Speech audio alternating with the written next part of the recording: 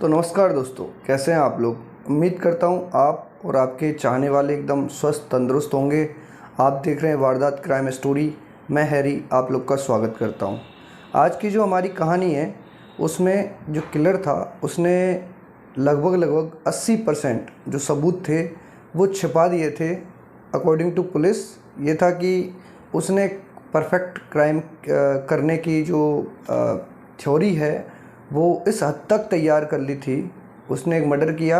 Murder करने के बाद में जो भी रिलेवेंट सबूत जो होते हैं वो सारे के सारे उसने छुपा दिए थे, लगभग 80%। परंतु कहते हैं जैसे कि जो क्राइम है नेवर पेज, तो वही उसके साथ हुआ और उसके एक छोटे से सुराग से उसको 24 घंटे के अंदर ही उसको गिरफ़्तार कर लिया गया और फ़िलहाल जो एक्यूज़्ड है वो जेल में है। तो आज की जो हमारी कहानी है उसे शुरू करते हैं। तो तारीख थी 12 दिसंबर 2021 और जो जगह है वो थी रायगढ़ के पास में एक जगह है माथेरान, जिसमें जो कि एक हिल स्टेशन है, जिसमें कि मुंबई से लोग जो भी मतलब प्राइवेट सेक्टर में या फिर गवर्नमेंट सेक्टर में जो भी काम करते हैं वो लोग वीकेंड पे छुट्टियां मनाने के लिए माथेरान आया करते हैं। तो माथेरान में एक आउटर जगह पे मतलब आउट स्कर्ट्स में यानी बाहरी इलाके में एक लॉज है, साईं शरण लॉज। साईं शरण लॉज में 12 दिसंबर 2021 जो कि रोज़ की तरह का एक दिन था, उसमें जो उसके ओनर थे इस लॉज के वो थोड़े चेक कर रहे थे कि भाई कौन कौन ने ब्रेकफास्ट कर लिया, किस किस रूम से ब्रेकफास्ट का ऑर्डर आ गया है, उन्होंने ब्रेकफास्ट कर लिया।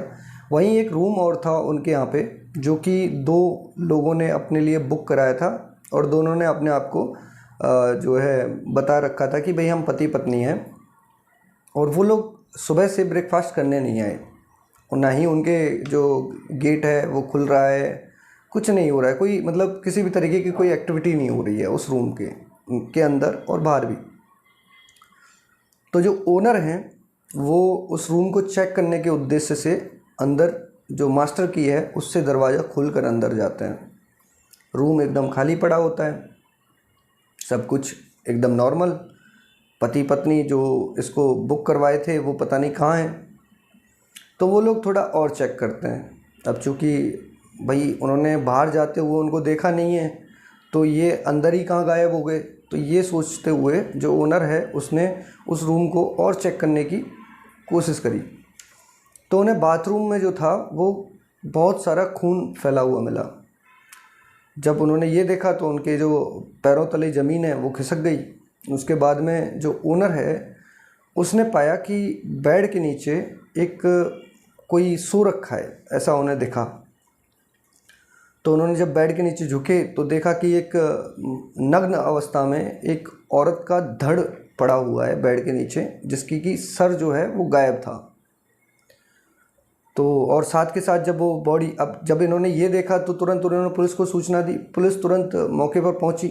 मौके पर पहुंचने के बाद में पुलिस ने इधर उधर रूम की तलाशी ली तो रूम में सिर्फ उस धड़ के अलावा जो कि नग्न अवस्था में था उसके अलावा वहाँ कुछ भी नहीं था। उस पूरे रूम के अंदर कुछ नहीं था।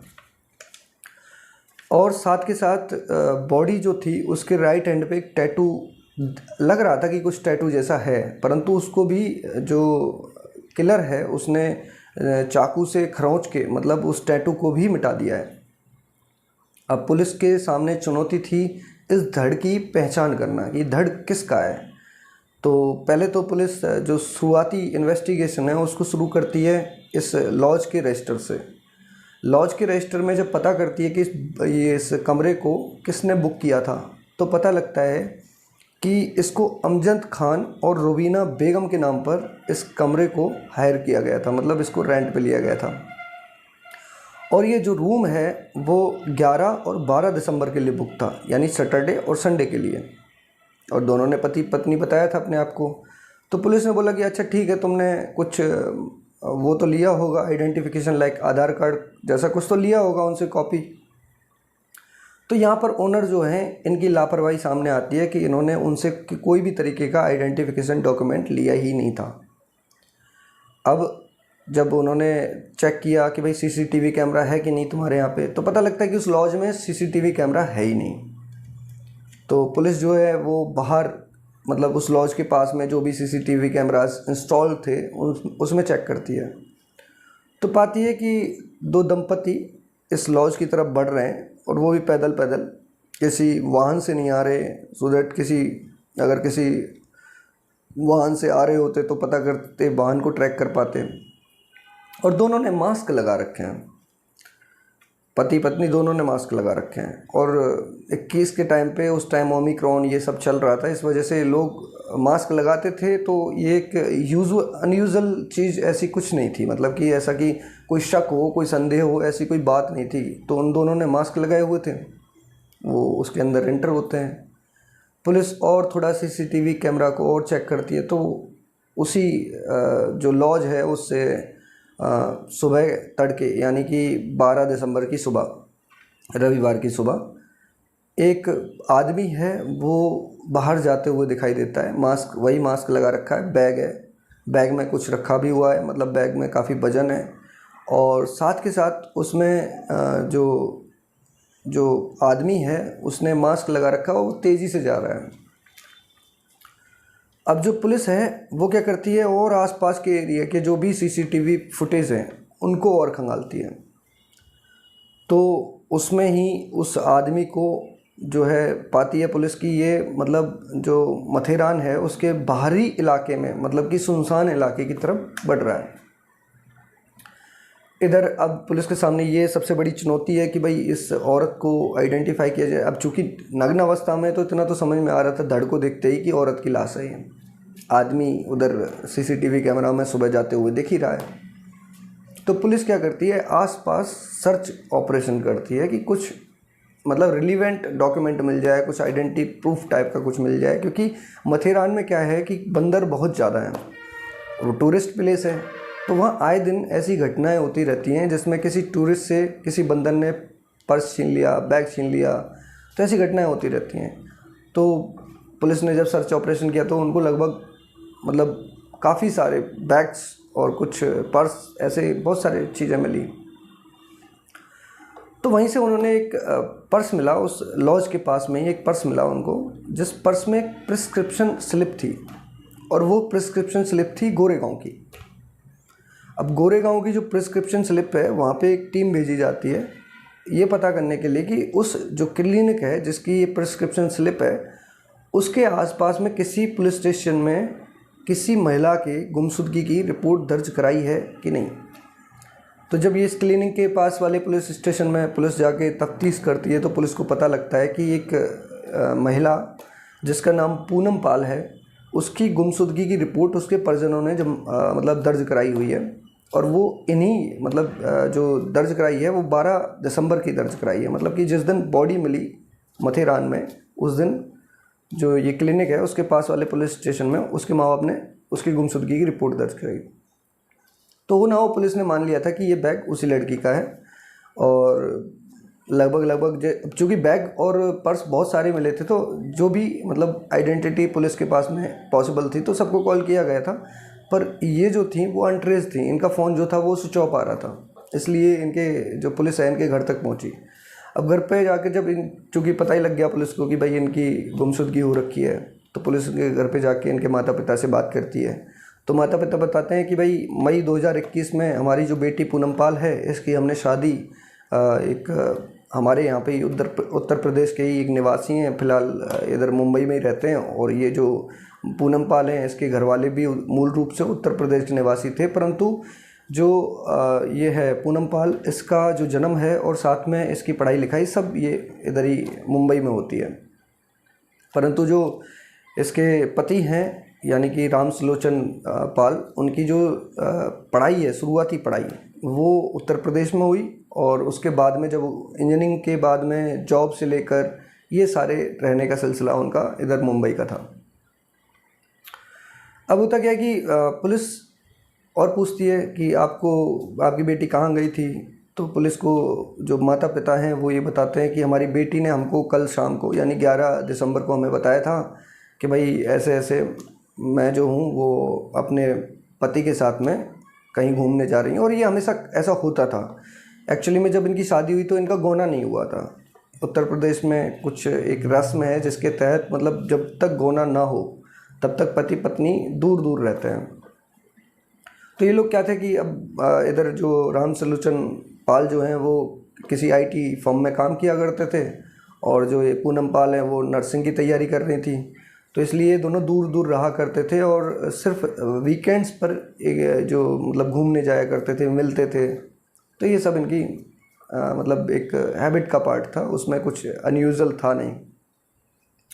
तो बोली कि कल भी हमारी बेटी ने यानी 11 दिसंबर को हमारी बेटी ने बताया था कि वो अपने पति के साथ में कहीं घूमने जा रही है। ठीक है, तो घर वालों ने, चूँकि पति के साथ जा रही है तो घर वालों को भी कोई आपत्ति नहीं थी। और जब फिर बाद में जब इसके मतलब पूनम पाल के भाई ने इसके पति को 12 दिसंबर को कॉल किया था, जिस दिन इन्होंने गुमशुदगी की रिपोर्ट दर्ज कराई। जब पति के साथ गई तो गुमशुदगी की रिपोर्ट क्यों दर्ज कराई, उसकी थ्योरी जो है वो ये है कि 12 दिसंबर 2021 को जब इनके भाई ने, पूनम पाल के भाई ने रामसलोचन पाल को जब फ़ोन किया था तो उनसे पूछा कि जो दीदी हैं उनका फ़ोन नहीं लग रहा है, तो वो कहाँ है। तो इसने बोला कि वो मेरे साथ तो गई नहीं थी, तो मुझे क्या पता वो कहाँ है। इसलिए इन्होंने गुमशुदगी की रिपोर्ट दर्ज कराई। और उधर इसका जो फ़ोन है वो बार बार स्विच ऑफ आ रहा है, इसका पूनम पाल का। तो पुलिस जो है अब सोचती है कि चलो रामसलोचन पाल से मिल लिया जाए। तो रामसलोचन पाल के जब पास में पहुंचती है पुलिस, तो रामसलोचन पाल से पूछती है कि हाँ भाई, जैसे कि उसके माता पिता ने बताया कि वो आपके साथ गई थी, परंतु आप कहते हो कि आपके साथ में नहीं गई थी। तो रामसलोचन पाल जो है वो बताते हैं कि भाई देखो ऐसा है, वो जाती थी मेरे साथ में, परंतु इस वाले वीकेंड पे मेरे साथ इसलिए नहीं गई क्योंकि मुझे कंपनी के किसी काम से मुझे पनवेल निकलना था, इसलिए वो मेरे साथ नहीं गई थी, तो मैं जा ही नहीं सकता कहीं। बोल ठीक है। अब जब पुलिस जस्ट वहाँ से निकलने वाली थी पूछ पाछ के, तभी पुलिस को जो सीसीटीवी फुटेज में एक आदमी जो उस लॉज से बाहर निकलते हुए दिख रहा था, उसने मास्क लगा रखा था, परंतु उसकी जो कलम थी, मतलब साइड कलम ये जो है, वो पुलिस आराम से देख सकती थी, और जो साइड कलम है वो रामसलोचन पाल से मैच कर रही थी। तो पुलिस ने उनको कस्टडी में ले लिया। अब थोड़ी मतलब दबिश दे दा के और थोड़ी सख्ती से पूछने के बाद में पुलिस के सामने रामसलोचन पाल जो हैं वो टूट गए। फिर उन्होंने पूरी जो मर्डर की कहानी है वो बयां करी। तो पहले सबसे पहला तो क्वेश्चन ये था कि भाई तुम्हारी पत्नी है, तुमने मारा क्यों। तो पता लगा कि उन्होंने इसलिए मारा था क्योंकि जब मई 2021 में उनकी शादी हुई तो उन्होंने उनको जो पूनम पाल हैं उनको अपने विश्वास में लेकर उनसे पूछा कि भाई तुम्हारी पूर्व की ज़िंदगी में क्या था। और वो इन्होंने इसलिए पूछा क्योंकि जो पूनम पाल थी वो थोड़ी फ्रैंक नेचर की थी, मतलब मिलनसार तरीके की एक महिला थी। इसलिए जो ये हैं रामसलोचन पाल, इनको उन पे शक हुआ कि हो ना हो कुछ ऐसा रहा होगा इनका। तो जब उन्होंने, अब चूँकि जो ये पूनम पाल हैं वो मिलनसार स्वभाव की थी और साथ के साथ फ्रैंक भी थी, तो उन्होंने अपनी जो भी पूरी कहानी रही होगी उनको सच सच बता दी। उसी कहानी में उनको कुछ शक लगा कि भाई हो ना हो इनका एक्स्ट्रा मैरिटल अफेयर कुछ जैसा कुछ चल रहा होगा। इसी के चक्कर में इन्होंने इनकी मर्डर की योजना बनाई थी। और मर्डर की योजना बनाने से पहले, अच्छा ये पेशे से IT इंजीनियर हैं, तो इन्होंने पढ़े लिखे होने का मतलब एक तरीके से इन्होंने सोचा कि मैं एक ऐसा परफेक्ट मर्डर करूंगा जिसमें पुलिस मुझे कभी नहीं पकड़ पाएगी। इसके लिए इन्होंने क्राइम सीरीज़, वेब सीरीज़ जो भी क्राइम से रिलेटेड हैं वो, साथ के साथ क्राइम शोज़, ये सब देख डाले। इसलिए इन्होंने जो टैटू है वो उसको मिटाया, साथ के साथ आइडेंटिटी ना हो पाए इसके लिए इन्होंने गर्दन जो है उसको काट के, मतलब जो सर है उसको काट के कहीं और ही डंप किया। उसके बाद में इन्होंने जो अपना फ़ोन था वो स्विच ऑफ करके अपने घर पे छोड़ दिया था, सो दैट इनकी लोकेशन जो है वो ट्रेस ही ना हो पाए। तो पुलिस के अकॉर्डिंग ये था कि इन्होंने 80% जो सबूत थे वो छुपा दिए थे, सुराग जो थे वो छुपा दिए थे। बस वो जो बंदरों के चक्कर में जो बैग हैं उनको ढूंढना, फिर वो प्रिस्क्रिप्शन स्लिप का मिलना, तो जिसकी वजह से इनका वो खुलासा हुआ। अब इन्होंने जो क्राइम की कहानी है वो इस तरीके से बताई कि इन्होंने 11 दिसंबर को उससे पहले भी ये माथेरान गए थे। माथेरान में जाकर इन्होंने पहले ये आइडेंटिफाई किया कि बाहर वाले इलाके में ऐसा सुनसान सा कोई लॉज है क्या, जिसमें अगर आप आईडी ना दो तो चलेगा, साथ में उसमें सीसीटीवी कैमरा नहीं होना चाहिए। तो इन्होंने वो साईं शरण जो लॉज है उसको फाइनल किया। अब उसके बाद में इन्होंने जो और एक्स्ट्रा काम किया था वो ये कि इन्होंने जब घर से निकल रहे थे उससे पहले ही अपनी जो वाइफ थी पूनम पाल, उसको फ़ोन करके बोल दिया था कि मैं आपको फ़लाँ फ़लाँ जगह पे मिलता हूँ और मेरा जो फ़ोन है वो ख़राब हो गया एक्चुअली, तो आप जो है मतलब 1-2 दिन पहले ही बता दिया था कि मेरा फ़ोन ख़राब हो चुका है, तो मैं इसको रिपेयरिंग के लिए डाल के जाऊँगा और तुम्हारे साथ जाऊँगा, तो तुम मुझे उस जगह पे मिलना। अब पुलिस उसमें शक भी ये भी कर रही थी कि भाई हो सकता है इन पे दूसरा फ़ोन हो जिसके बाद में इन्होंने टाई अप किया हो जब ये दोनों मिले होंगे दूसरे लोकेशन पे। तो फिर उसके बाद में जब ये माथेरान पहुंचते हैं दोनों के दोनों, उसके बाद में इन्होंने कोई भी ऑटो टेम्पो इसलिए नहीं लिया क्योंकि ऑटो वाला इनकी कोई आइडेंटिटी ना बता दे कि भाई ये कहाँ के हैं, कैसे हैं, कौन थे, कहाँ से इनको उठाया, कहाँ इनको छोड़ा, ये सब ना बता दे, इसलिए ये पैदल गए थे। दूसरा इन्होंने जो उसके बाद में जब ये साईं शरण लॉज में गए तो साईं शरण लॉज में अंदर घुसते ही इनके जो मैनेजर उस टाइम पे जो रिसेप्शन पे बैठा हुआ था, उनसे इन्होंने रूम मांगा और बोला कि जो वाइफ है हम सामान रख के आते हैं, हमारा सामान, उसके बाद में हम आपको आके आइडेंटिटी देते हैं। अब जब ये सामान रखने गए उसके बाद में राम सुलोचन पाल जो हैं वो खुद ही वापस आए और आकर उन्होंने अपना नाम अमजद खान और पत्नी का नाम रुबीना बेगम बताया। अगर रिसेप्शनिस्ट के सामने इन्होंने उसी टाइम अपने नाम बताए होते तो इनकी पोल वहीं खुल जाती, क्योंकि इनकी वाइफ को शक हो जाता कि भाई पूनम पाल मेरा नाम है और ये रुबीना बेगम बता रहे हैं। तो जब ये पूनम पाल की दोस्तों से भी इंक्वायरी करी पुलिस ने तो ये पता तक लगा था कि जब से इनको शक था यानी राम सुलोचन पाल को, तब से लेकर और अब तक इन्होंने कभी भी अपनी पत्नी के साथ में ऐसा कोई व्यवहार नहीं किया जिससे कि पूनम पाल को कोई संदेह हो पाए, शक हो पाए। ये अपने मन में रखा कि मुझे मर्डर करना है, परफेक्ट मर्डर करना है, कभी ट्रेस नहीं होना है, ये सब अपने मन में रखा। तो जब ये पहुँचे उसमें रूम में अपना नाम फर्जी लिखा कर और साथ के साथ जो रिसेप्शनिस्ट है उसको बोल दिया कि भाई जिस दिन हम चेकआउट करेंगे आपको डॉक्यूमेंट दे देंगे, तब तो हम रह ही रहे हैं, आपका भी ले लेना। इधर जो रिसेप्शनिस्ट था वो मान गया था। तो इन्होंने रात में पहले पत्नी का गला दबाया, गला दबाने के बाद में उसकी हत्या करी। हत्या करने के बाद में उसको खींच कर वो बाथरूम तक लेके गए, उसके सारे कपड़े हटा दिए सो दैट कपड़ों से कोई आइडेंटिटी ना मिल पाए, कोई टेलर या फिर ऐसी कोई आइडेंटिटी जिससे कि पता लग पाए कि ये पूनम पाल थी। साथ में इनको ये भी पता था कि भाई सरकारी कटी हुई लाश अगर पुलिस को मिलती है और जिसकी कोई भी आइडेंटिटी नहीं मिलती है तो लगभग पुलिस जो है वो केस को बंद कर देती है। तो ये दिमाग में रखते हुए इन्होंने क्या किया था कि उस जो पूनम पाल यानी अपनी पत्नी की जिसके साथ में इन्होंने मई 2021 में ही मतलब 7 फेरे लेकर 7 जन्म तक साथ निभाने की कस्में खाई थी और उसी के जो खून से इन्होंने अपने हाथ रंग लिए, जिसने इनके नाम की जो मेहंदी है वो अपने हाथों में रचाई थी।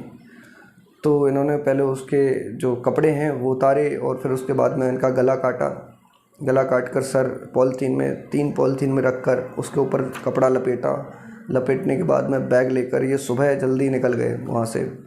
और वहाँ से निकलने के बाद में इन्होंने सबसे पहले पर्स फेंका, उसके बाद में इन्होंने जो सर था उसको रेलवे ट्रैक के पास में एक 250 फीट गहरी खाई थी माथेरान में ही, वहाँ पे उस सर को डंप किया और फिर ट्रेन में बैठ गए अपने घर के लिए। और जब रास्ते में थे तब इन्होंने वाइफ का जो फ़ोन जो कि उसी लॉज में ही स्विच ऑफ कर दिया था उसको रेलवे ट्रैक के साइड में कहीं फेंक दिया, मतलब बिटवीन जर्नी ट्रेन से बाहर फेंक दिया। अब जब ये सब इन्होंने कर दिया उसके बाद में जब ये घर पहुँचे तो इन्होंने फ़ोन ऑन किया। जब फ़ोन ऑन किया तो इनके भाई का यानी कि पूनम पाल के भाई का फ़ोन आ रखा था। बोले कि भाई जीजा जी जो दीदी हैं उनका फ़ोन नहीं लग रहा है, कहाँ है वो। तो इन्होंने बोला भाई मेरे साथ में नहीं है, तो मुझे क्या पता कहाँ है वो, मैं तो ऑफिस वर्क के लिए गया था, मेरा फ़ोन डेड हो गया था इसलिए मेरा फ़ोन स्विच ऑफ था। उसके बाद में उन्होंने जो गुमशुदगी कराई, इधर माथेरान में बॉडी मिली। तो आपको आज की कहानी कैसी लगी ये हमें प्लीज़ कमेंट बॉक्स में ज़रूर बताइएगा। और साथ के साथ ऐसी ही जो कहानियाँ हैं उनको सुनने के लिए आप हमारे चैनल को सब्सक्राइब कर दें और बेल आइकन दबाना बिल्कुल ना भूलें, सो दैट आपको हमारी आने वाली कहानी का नोटिफिकेशन मिलता रहेगा। धन्यवाद, मिलते हैं आपसे अगली वीडियो में। नमस्कार।